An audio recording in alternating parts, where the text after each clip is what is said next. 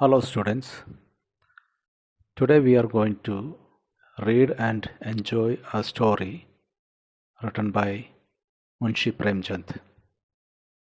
This story, which has been translated by David Robin, is from a collection of stories called The World of Premchand.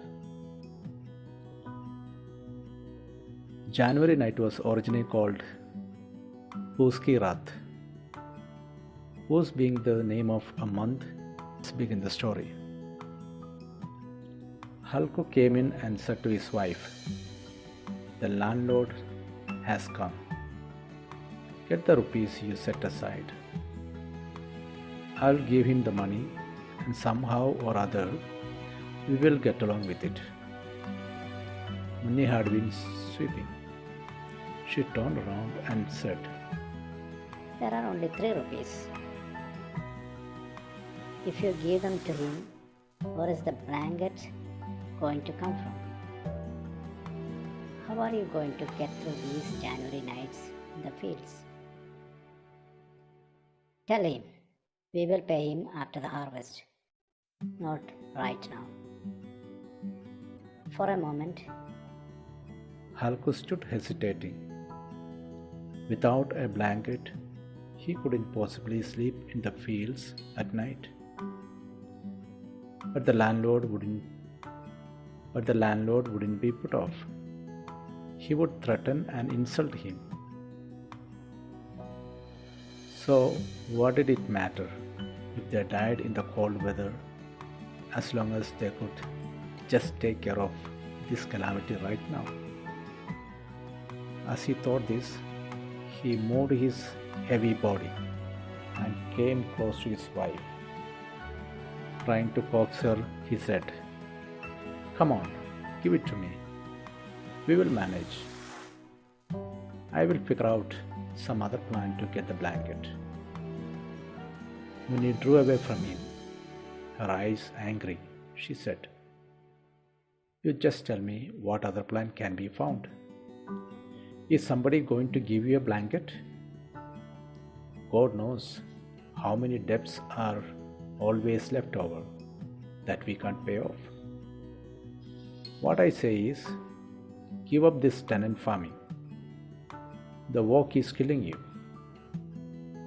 Whatever you harvest goes to pay up the arrears, so why not finish with it? Earn some money for your own belly.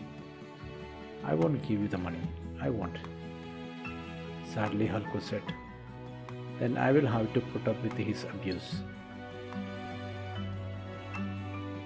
The bitter truth is, in Halku's words came charging at Mummy like a wild beast. She went to the nick in the wall, took out the rupees and handed them over to Halku. Then she said, "Give up farming this time. If you work as a hired laborer, you will at least get enough food to eat from it. Fine work farming someone else's land."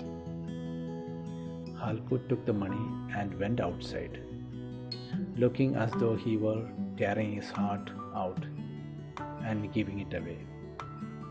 He would save the rupees from his work, paise by paise, for his blanket. Today he was going to throw it away. With every step, his head sank lower under the burden of his poverty. A dark night, January night. In the sky, even the stars seems to be shivering. At the edge of his field, underneath a shelter of cane leaves, Halku lay on a bamboo cot, wrapped up in his old shawl, shivering. Underneath the cot, his friend Jabra, the dog, was whimpering with his muzzle pressed into his belly. Neither one of them was able to sleep. Halku called up and said, "Call Jabra. Didn't I tell you in this house you could lie in the paddy straw? So why did you come out here? Now you will have to bear the cold. You thought I was coming out here to eat puris and sweets, and you came running on ahead of me. Now you can mourn all you want. Jabra wagged his tail without getting up, protracted his whimpering into a long yawn, and was silent.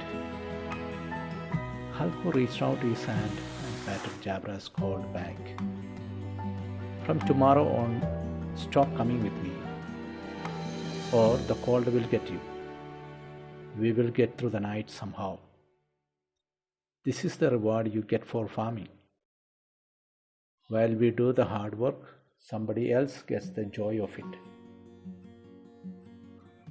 Jabra looked at him with eyes overflowing with love.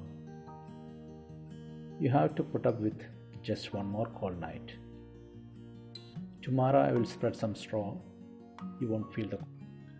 Jabra probably thought he was in heaven, and in Halko's innocent heart there was no resentment of his smell. He embraced him with the very same affection he would have felt for a brother. He was not crippled by poverty yet. Rather, it was as though this singular friendship had opened all the doors to his heart and brilliantly illuminated every atom of it. Suddenly, Jabra picked up the noise of some animal.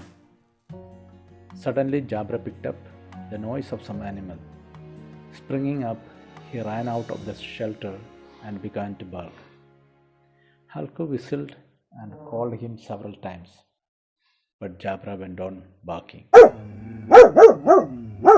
We will listen to the rest of the story in the next class.